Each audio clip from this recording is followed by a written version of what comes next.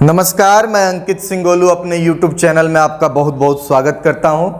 दोस्तों, आज का यह वीडियो 12th क्लास के लिए है और फिजिक्स विषय से संबंधित है। 12th क्लास के फिजिक्स में चैप्टर 3 जिसका नाम है इलेक्ट्रिक करंट, इससे संबंधित 12 वीडियो पहले से हम अपने YouTube चैनल पर अपलोड कर चुके हैं। अभी तक आपने उस वीडियो को नहीं देखा है तो उसका लिंक डिस्क्रिप्शन में दे दिया जाएगा, वहाँ से वीडियो को आप ज़रूर देखिए। आपको बहुत ही बेहतरीन जानकारी प्राप्त होगी जो आपके बोर्ड एग्जाम के लिए बहुत ही लाभप्रद सिद्ध होंगी। आज की इस वीडियो में यानी कि इलेक्ट्रिक करंट के 13वें भाग में बहुत ही महत्वपूर्ण टॉपिक हम आपके बीच लेकर के आए हैं जिसका नाम है किरचॉफ का नियम। किरचॉफ का 2 नियम है, इसमें हम आज पहला नियम आपको बताएंगे, दूसरे नियम के लिए एक अलग वीडियो बनाएंगे। वजह यह है कि दूसरे नियम को तो आसानी से समझा जा सकता है, लेकिन उसका यूज जब इलेक्ट्रिक सर्किट से संबंधित न्यूमेरिकल को सॉल्व करने के लिए किया जाता है तो उसमें बहुत सारे विद्यार्थियों को चिन्ह परिपटी को लेकर के दिक्कत आता है। तो हम चिन्ह परिपटी को भी बेहतर तरीके से समझाने का प्रयास करेंगे, इसलिए उस वीडियो को अलग से बना करके आपके बीच हम भेजेंगे ताकि आपको बेहतरीन जानकारी प्राप्त हो सके। आज के इस वीडियो में किरचॉफ के पहले नियम को जानेंगे उससे पहले कुछ छोटी बड़ी बिंदुओं को जानना आवश्यक हो जाएगा, क्योंकि विद्युत परिपथ, संधि, शाखा, लूप या पास, इसका यूज किरचॉफ के नियम में है। तो हम लोगों को जानना पड़ेगा कि विद्युत परिपथ क्या होता है, संधि क्या होता है, शाखा क्या होता है, लूप या पास क्या होता है। तो इन चीज़ों को पहले हम लोग समझ लेंगे, फिर किरचॉफ के नियम को पढ़ेंगे। ये बोर्ड एग्जाम के लिए तो महत्वपूर्ण है ही, सब्जेक्टिव में प्रश्न पूछा ही जाता है, लेकिन ऑब्जेक्टिव प्रश्न भी पूछा जाता है। खास करके किरचॉफ के दोनों नियम से संबंधित न्यूमेरिकल पूछा जाता है, और यह न्यूमेरिकल एयरफोर्स के एग्जाम में भी, जेईई मेन के एग्जाम में भी एवं अन्य प्रतियोगी परीक्षा जिसमें 12th के फिजिक्स से प्रश्न बनते हैं, उन सभी परीक्षाओं के लिए बहुत ही महत्वपूर्ण टॉपिक है। तो न्यूमेरिकल तब समझ में आएगा जब नियम आपको बेहतर तरीके से समझ में आएगा। तो बोर्ड एग्जाम के लिए नियम और न्यूमेरिकल दोनों ही महत्वपूर्ण है, और न्यूमेरिकल अन्य प्रतियोगी परीक्षा के लिए भी महत्वपूर्ण है। तो वीडियो में अंत तक बने रहें, आपको बहुत अच्छा से सारी जानकारी समझ में आ जाएगा। तो हम चलते हैं सबसे पहले विद्युत परिपथ की तरफ, यानी कि इलेक्ट्रिक सर्किट की तरफ। इलेक्ट्रिक सर्किट होता क्या है? तो इलेक्ट्रिक सर्किट का परिभाषा यहाँ पर लिखवाए हैं, जरूरी नहीं कि यही परिभाषा होगा, अलग तरीके से भी आप लिख सकते हैं। जिस पथ पर विद्युत धारा प्रवाहित होता है उसे विद्युत परिपथ कहते हैं। विद्युत धारा हमेशा बंद परिपथ से ही प्रवाहित होता है, मतलब कि खुले परिपथ से प्रवाहित नहीं होता है। तो विद्युत परिपथ के लिए आप अपने घरों के वायरिंग को उदाहरण स्वरूप ले सकते हैं। आपके घरों में चार दीवारी के तरफ जो वायरिंग घुमा हुआ है, प्रत्येक कमरे में, घर के सभी कोने कोने में जो वायरिंग गया है, उस वायरिंग में चालक तारों को चारों तरफ भेजा गया है। उस चालक तारों में विद्युत धारा प्रवाहित होती है, और उसी विद्युत धारा का उपयोग विद्युतीय बल्ब को जलाने में, विद्युतीय पंखा को चलाने में, हीटर को चलाने में, विद्युत प्रेस को चलाने में, टेलीविज़न को चलाने में, अलग अलग विद्युतीय उपकरण को चलाने में किया जाता है। तो विद्युत परिपथ, जिस पथ पर विद्युत धारा प्रवाहित होती है उसे विद्युत परिपथ कहते हैं, इलेक्ट्रिक सर्किट कहते हैं। इसको फिगर से भी हम आपको समझाने का प्रयास करेंगे। तो विद्युत परिपथ के लिए आप समझ सकते हैं कि जिस पथ पर विद्युत धारा प्रवाहित होता है उसको विद्युत परिपथ कहते हैं। अब संधि क्या होता है? अंग्रेजी में इसको ज्वाइंट कहते हैं। ज्वाइंट का सामान्य अर्थ आप जानते हैं, जोड़। तो यहाँ पर ध्यान दीजिएगा, किसी विद्युत परिपथ का वह बिंदु जिस पर 2 या 2 से अधिक शाखा मिलती है उसे संधि कहते हैं। अब कोई भी विद्युतीय परिपथ है, उसका वह बिंदु जहाँ पर 2 या 2 से अधिक शाखा, शाखा मतलब कि अलग अलग धारा के मान वाली तार आपस में जुड़ती है, तो उसी को ज्वाइंट कहते हैं, जोड़ कहते हैं, संधि कहते हैं। इसको भी हम फिगर के माध्यम से आपको समझा देते हैं। तो वीडियो में आप बने रहें, देखें, समझें और इसका उपयोग अपने परीक्षाओं में करें। शाखा क्या होता है? क्योंकि शाखा यहाँ यूज हुआ है तो शाखा को भी समझ लेते हैं। शाखा यानी ब्रांच। किसी विद्युत परिपथ का वह भाग जिसमें धारा समान होता है उसे शाखा कहते हैं। तो इलेक्ट्रिक सर्किट यानी कि विद्युत परिपथ जिस पथ पर विद्युत धारा प्रवाहित होता है, मतलब कि विद्युतीय वायरिंग, उसमें जहां तक धारा का मान समान होगा उसको एक शाखा मानेंगे, फिर उसके बाद धारा का मान जहां तक समान होगा उसको एक शाखा मानेंगे। तो शाखा का मतलब कि जिसमें धारा का मान समान हो, जिस चालक में, जिस अंग में, जिस हिस्से में, विद्युत परिपथ के जिस छोटे भाग में या बड़े भाग में धारा नियत हो, धारा बराबर हो, उसको एक शाखा कहते हैं। तो अलग अलग शाखाएं हो सकती हैं और ये सभी शाखाएं जहां पर जुड़ती हैं उसको जोड़ या संधि कहते हैं। ये अलग अलग जगह पर जुड़ सकती हैं, फिगर के माध्यम से ये भी क्लियर हो जाएगा। तो ये हो गया हमारा शाखा। अब लूप या पास क्या होता है? अलग अलग चालकों, प्रतिरोधों इत्यादि से बना बंद परिपथ लूप या पास कहलाता है। तो बंद परिपथ बंद हो उसको लूप या पास कहते हैं। जैसे हाथों में आप काड़ा पहनते हैं, कुंडल कोई होता है गोल घुमा हुआ, जहाँ से शुरू होगा फिर वहीं पर बंद हो जाएगा, उसी को लूप या पास कहा जाता है। इसको आप अलग तरीके से भी कहीं कहीं पढ़े होंगे, जाने होंगे, सीखे होंगे। तो अब हम इन चारों टॉपिक को धीरे धीरे आपको समझा देते हैं, ठीक है? तो यहाँ पर ध्यान दीजिएगा। यहाँ पर सबसे पहले हमने एक बैटरी ले लिया, एक लाइन प्लस एक माइनस, इसको सेल भी कह सकते हैं। ये उच्च विभव, ये निम्न विभव। अब यहां से इधर धारा जाने लगी। यहां पर एक प्रतिरोध है, मान सकते हैं कि R1 है। इस प्रतिरोध को मान सकते हैं कि R2 है। तो आप देखेंगे तो ये जो था एक सेल था, यहां से तार के माध्यम से ऐसे ऐसे ऐसे ऐसे ये यहां जा रहा है, लेकिन यहां से एक और तार इधर जोड़ दिया गया है। फिर यहाँ से एरो दे करके एक और प्रतिरोध इसमें लगा है, फिर यहाँ से इधर ये धारा का मान आएगा। बहुत ध्यान से आप इसको देखिए तो आप पाइएगा कि बैटरी के साथ इसमें प्रतिरोध भी है। अब ये किसी चालक के तार का प्रतिरोध हो सकता है, किसी विद्युतीय उपकरण जैसे बल्ब, आयरन, हीटर, पंखा, इस सब का भी प्रतिरोध हो सकता है। तो ये प्रतिरोध भी है, इसमें धारा भी अलग अलग बह रही है।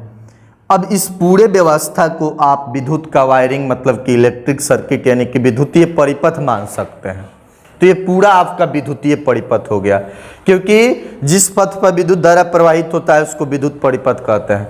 अब विद्युत प्रवाहित होने के लिए विद्युतीय उपकरण मतलब वोल्टेज जो सप्लाई कर सके, वह विद्युतीय उपकरण जो वोल्टेज सप्लाई कर सके, जैसे सेल, बैटरी, इन सब युक्तियों का, उपकरणों का होना आवश्यक है। तो यहाँ पर सेल है, ये है, सेल में उच्च विभव, निम्न विभव यानी कि प्लस माइनस है, ये है, प्लस से माइनस की ओर धारा बहेगा। यहाँ बिंदु आएगा तो यहाँ धारा बढ़ जाएगा, कुछ धारा इधर जाएगा, कुछ धारा इधर जाएगा। तो यहाँ पर अगर धारा I1 था, इस प्रतिरोध से I1 होकर के आया, लेकिन इस बिंदु पर जब आया तो कुछ धारा इधर जाएगा, कुछ धारा इधर आएगा, क्योंकि यहाँ से दो रास्ता है। आप देख सकते हैं एक रास्ता इधर की ओर आता है, एक रास्ता इधर की ओर आता है। तो कुछ धारा उधर और कुछ धारा इधर। तो जितना धारा आ रहा था उतना ही धारा नहीं, वो बट गया, ठीक है? जैसे 10 लीटर पानी आ रहा था तो मान के चलो 4 लीटर इधर गया, 6 लीटर इधर गया, तो अलग अलग हो गया, तो अलग अलग नाम दे दिया गया। अब इससे भी वही धारा आएगा, I2 ही आएगा, I2 ही, I2 ही, I2 ही, I2 ही, फिर यहाँ पर आएगा तो ये I2 और फिर ये I3 आपस में मिल जाएगा। तो खूब ध्यान से आप देख रहे हैं तो इसमें धारा बह रहा है, और धारा जिसमें बहता है, जिस पथ पर विद्युत धारा प्रवाहित होता है उसी को विद्युत परिपथ कहते हैं, इलेक्ट्रिक सर्किट कहते हैं। तो क्या क्या है उससे मतलब नहीं है, धारा बह रहा है ना जी, तो धारा बह रहा है तो विद्युतीय परिपथ है। तो ये हो गया विद्युतीय परिपथ। अब यहाँ पर हम लिखे हैं कि यहाँ ABCD बराबर परिपथ मतलब विद्युत परिपथ, A से B, B से C और C से D। तो ये ABCD जो है ये क्या है जी, विद्युत परिपथ है। मतलब कि ये पूरा इलेक्ट्रिक सर्किट का वायरिंग है, विद्युतीय परिपथ है, क्योंकि इस पूरे में विद्युत धारा प्रवाहित हो रही है। अब यहाँ पर ध्यान दीजिएगा, AEFD को लूप या पास कहें, फिर EBCD को लूप या पास कहें हैं। ध्यान से देखिए, AEFD, AEFD, फिर चाहो तो A पर जा सकते हो। तो AEFD देख रहे हो कि यहां से यहां चलोगे तो एकदम ये बंद पास है, AE एफ डी, फिर चाहो तो आप इसमें लास्ट में ए लगा दो, ए ई एफ डी ए। ये एक बंद लूप या बंद पास है, ए से ई तक, ई से एफ तक, एफ से डी तक और फिर डी से ए तक चले जाओगे तो एक बंद पास है, मतलब कि ये क्लोज पैकेट के जैसा दिखाई दे रहा है। ये बंद है मतलब जहां से चले हैं उसी पर घूमते घूमते वहीं आ जाएंगे तो बंदे न कहलाएगा जी। अगर ये खुला रहता कहीं तो फिर वहां पर आप पहुंच पाते, नहीं पहुंच पाते। तो एक बंद पास इधर हो गया। अब फिर यहाँ पर ई बी सी डी, आप चाहें तो लास्ट में यहाँ पर ए भी लगा देंगे तो और बेहतर आप समझ पाएंगे। ई बी, फिर बी से सी, फिर सी से, यहां पर थोड़ा सा हमने क्या किया है, गड़बड़ कर दिया है। यहां डी नहीं करना है, यहां पर एफ कर दो। देखो ई से बी, ई बी, फिर बी से सी, बी सी, फिर सी से एफ, सी एफ, फिर एफ से ए। तो आप पाओगे E B C F A, E B C F A, E B C F A. ये एक बंद पैकेट के जैसा दिख रहा है। तो इस पूरे विद्युतीय परिपथ में, मतलब कि ABCD जो पूरा विद्युतीय परिपथ है, ABCD यहां से यहां तक, इस विद्युतीय परिपथ में विद्युत धारा प्रवाहित हो रही है, इसलिए इसका नाम हुआ विद्युत परिपथ। लेकिन इसमें दो गो बंद पास बन रहा है, एक ए ई एफ डी ए, एक इधर वाला और एक यहां से ई बी सी एफ ई, एक इधर वाला। तो उम्मीद करते हैं कि आप समझ गए होंगे। अलग अलग विद्युतीय परिपथ में और अलग अलग पास देखने के लिए मिल सकता है, उसके चित्र पर डिपेंड करेगा। तो आप लूप या पास समझ गए और विद्युत परिपथ समझ गए। अब आपको शाखा और संधि समझाते हैं। संधि समझाने से पहले आपको शाखा बता देते हैं। किसी विद्युत परिपथ का वह भाग जिसमें धारा का मान समान होगा उसको शाखा कहेंगे। देखिए ये बैटरी है, अब बैटरी से मान के चले कि आई धारा, I1 धारा, कुछ भी मान लेते हैं, I1 धारा मान लिए, तो I1 धारा इसमें भी आएगा, इसमें भी I1 होगा, इसमें भी I1 होगा, यहां तक I1 होगा।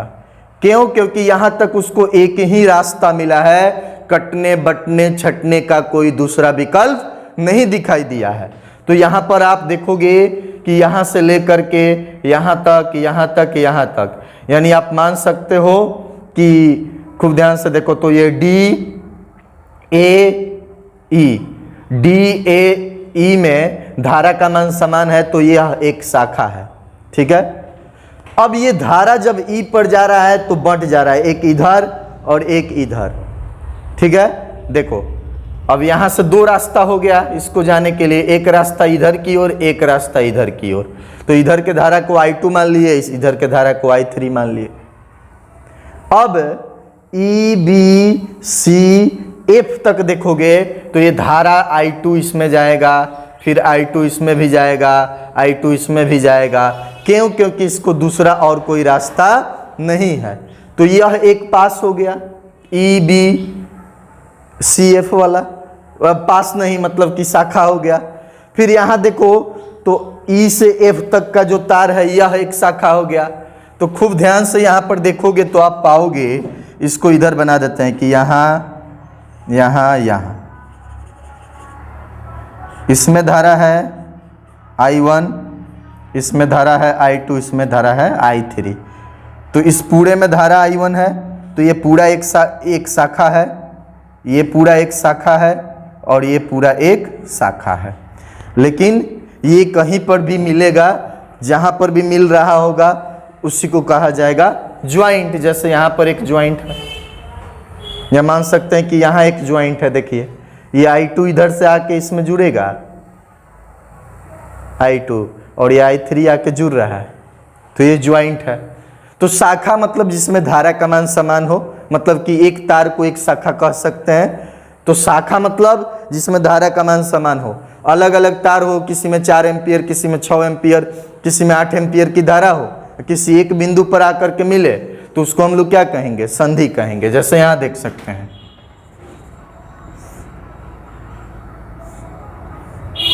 जैसे एक धारा इधर से आया, एक धारा इधर से आया, एक धारा इधर से, और तीनों यहां पर मिल गया तो ये एक शाखा है, ये भी एक शाखा है, ये भी एक शाखा है, ये एक संधि हो गया। सिंपल बात है। तो जिस पथ पर विद्युत धारा प्रवाहित होगा उसको विद्युत परिपथ। उसके बाद से बंद लूप या बंद पास समझिए गए, क्लोज होना चाहिए, बंद होना चाहिए। और शाखा मतलब जिसमें धारा का मान समान हो, और बहुत सारा धारा का मान समान मतलब जिसमें केवल धारा का मान समान हो वो एक शाखा हुआ। फिर कोई एक और है उसमें धारा का मान अपना समान हो, एक दूसरे से हो या ना हो उससे मतलब नहीं है, उस टोटल में समान हो, तो वो अलग अलग शाखा है जहां मिलेगा उसको क्या कहेंगे, तो जोड़ यानी कि ज्वाइंट यानी कि संधि कहेंगे। अब आते हैं किरचॉफ के प्रथम नियम पर, जिसको संधि नियम भी कहते हैं। किसी विद्युत परिपथ के किसी बिंदु या संधि पर मिलने वाली कुल विद्युत धाराओं का बीजगणितीय योग शून्य होती है। ठीक है, तो कह रहा है कि कोई भी इलेक्ट्रिक सर्किट है, तो किसी इलेक्ट्रिक सर्किट पर जितना भी विद्युत धारा मिलेगा उसका बीजगणितीय योग्य मतलब बीजगणित के जोड़ के हिसाब से उसको जोड़ दिया जाए तो जोड़ने पर टोटल मान कितना आएगा, 0 आएगा। तो एक परिभाषा ये हो गया कि किसी भी विद्युत परिपथ का मतलब कोई भी इलेक्ट्रिक सर्किट है, कोई भी वायरिंग है, उसके किसी संधि पर, संधि अभी बताएं जहां अलग अलग शाखा मतलब कि अलग अलग तार ज्वाइंट होती है उसको संधि कहते हैं। ठीक है, तो उस संधि पर कुल धारा जो ज्वाइंट होगी उसका मान कितना आना चाहिए, 0 आना चाहिए। ये प्रैक्टिकली है, इसको किरचॉफ नामक वैज्ञानिक ने सिद्ध किया है, आगे हम इसको बताते भी हैं। दूसरे शब्दों में किसी विद्युत परिपथ के किसी बिंदु या संधि, कोई भी इलेक्ट्रिक सर्किट हो मतलब कि विद्युत परिपथ हो, उसका कोई बिंदु हो यानी कि संधि हो, अलग अलग शाखा जहां आकर के मिले, तो उससे आने वाली धारा तथा उस संधि से जाने वाली धारा का योग बराबर होता है। चलिए इसको हम लोग समझते हैं, ध्यान दीजिएगा, यहां पर ध्यान दीजिए, यह एक संधि है। इस संधि पर जितना धारा जहां जहां से आएगा और इससे जिधर जिधर धारा जा रहा होगा वो आपस में बराबर होगा। अब सर्किट को देख करके थोड़ा सा आपको दिक्कत होगा, अगले वीडियो में दूसरा लॉ पढ़ाएंगे तो सर्किट को थोड़ा और बेहतर तरीके से समझाएंगे, क्योंकि वहां पर आवश्यकता है, यहां पर ज्यादा आवश्यकता नहीं है। अब इसमें ध्यान दीजिएगा, मान के चलिए कि एक विद्युत परिपथ का कोई ज्वाइंट है मतलब कि जोड़ या संधि, इस पूरे में धारा I1 है, I1 है इस पूरे में धारा I1 है, इस पूरे में धारा I2 है, इस पूरे तार में धारा I3 है, इस पूरे तार में धारा I4 है, इस पूरे तार में धारा I5 है। तो सब में धारा का मान ये धारा का मान यहाँ से यहाँ तक समान है, इसमें यहाँ से यहाँ तक समान है, इसमें यहाँ से यहाँ तक समान है, इसमें यहाँ से यहाँ तक समान है, इसमें यहाँ से यहाँ तक समान है। यानी कि धारा मापने वाला आप एमीटर लेकर के यहाँ मापिए, यहाँ मापिए, यहाँ मापिए, इसमें धारा का मान समान होगा। फिर इसमें यहाँ मापिए, यहाँ मापिए, यहाँ मापिए, जितना यहाँ था उतना ही यहाँ, उतना ही यहाँ। तो सभी तार में धारा का मान अपना अपना समान है, लेकिन एक दूसरे से ये अलग अलग होगा। इससे ये अलग, उससे ये अलग, उससे ये अलग, उससे ये अलग, अलग अलग होगा। बराबर भी कोई कोई हो सकता है, वो अलग बात है, लेकिन जनरली अलग अलग होगा। बराबर होने की बात कहाँ की जा रही है कि मतलब यह एक शाखा है क्योंकि इसमें धारा का मान बराबर है, इसमें धारा का मान, इसमें धारा का मान, इसमें धारा का मान, इसमें धारा का मान, सब में अपना अपना धारा का मान बराबर है, तो शाखा है। सब जुड़ा कहाँ है, इस बिंदु पर ज्वाइंट है मतलब मिल रहा है। अब आ रहा है तो चाहे जा रहा है तो आप जोड़ यही है। ठीक है, तो ये जोड़ है, जोड़ को संधि कहते हैं। तो एक शाखा शाखा शाखा शाखा शाखा जहां मिल रहा है वहां संधि। और यही कह रहा है कि किसी संधि पर आने वाली धारा का कुल योग और उस संधि से जाने वाली धारा का कुल योग आपस में बराबर होती है। तो देखिए इस संधि पर ध्यान दीजिए, I1 एरो किधर है, बिंदु की ओर है, बिंदु की ओर, तो ये आ रही है।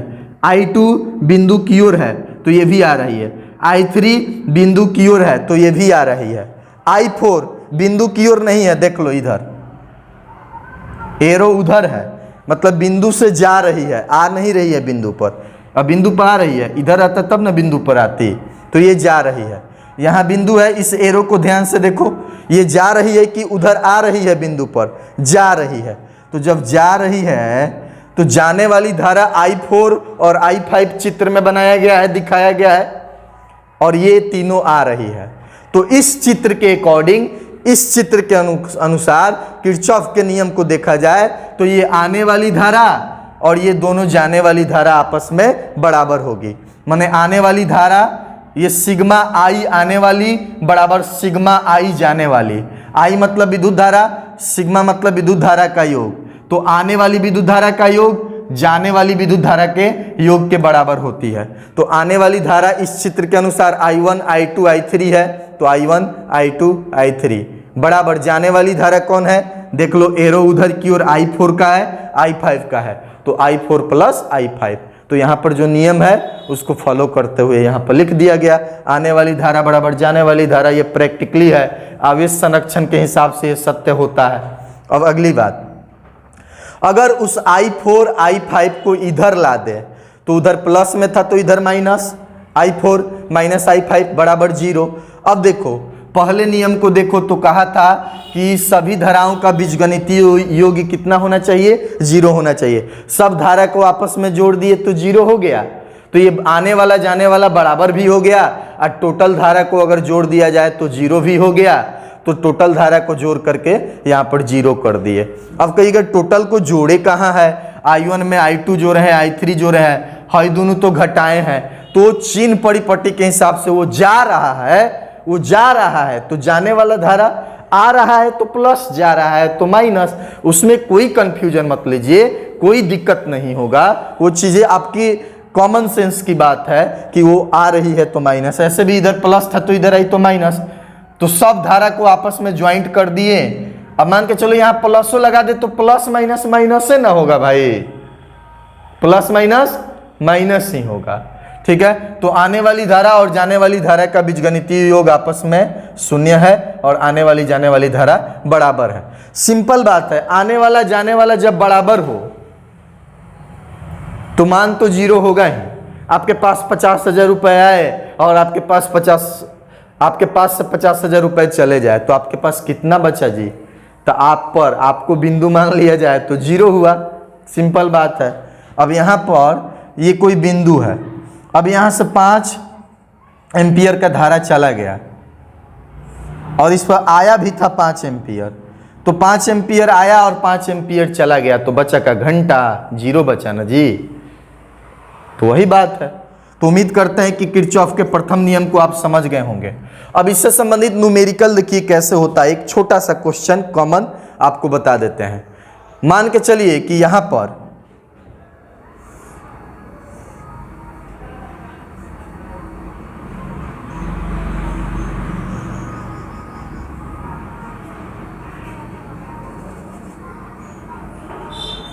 कहे कि ये 10 एम्पियर है और इसको कहे कि ये 15 एम्पियर है और इसको कहे 5 एम्पियर है और इसको कहे कि ये I है।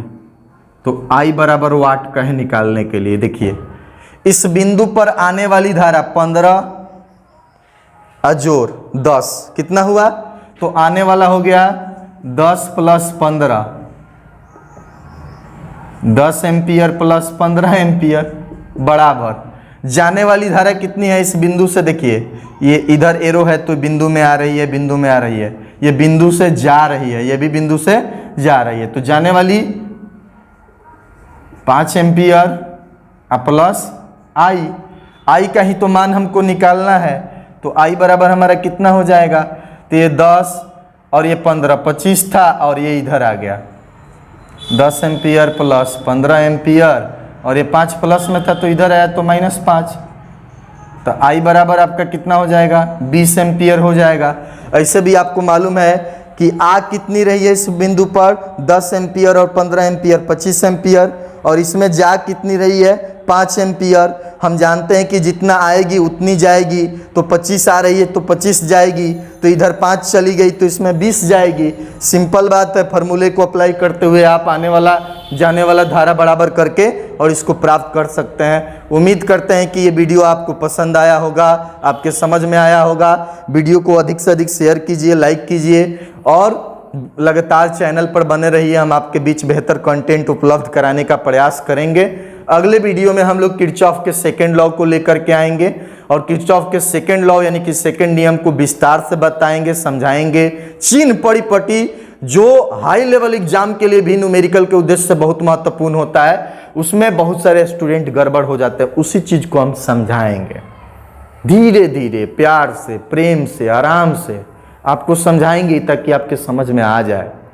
ठीक है, तो वीडियो को दबा करके तनी शेयर मार दीजिए, तो शेयर मारने में आपका कुछ नहीं जाता है। अभी तक चैनल को सब्सक्राइब नहीं किए हैं तो प्लीज़ सब्सक्राइब कर लीजिए। मेरे चैनल पर जितने लोग वीडियो देखते हैं उसमें अभी भी 45% से अधिक लोग चैनल को सब्सक्राइब नहीं किए हैं, तो सब्सक्राइब कर दीजिए भैया। जब वीडियो देखते हैं तो क्या जाता है आपका।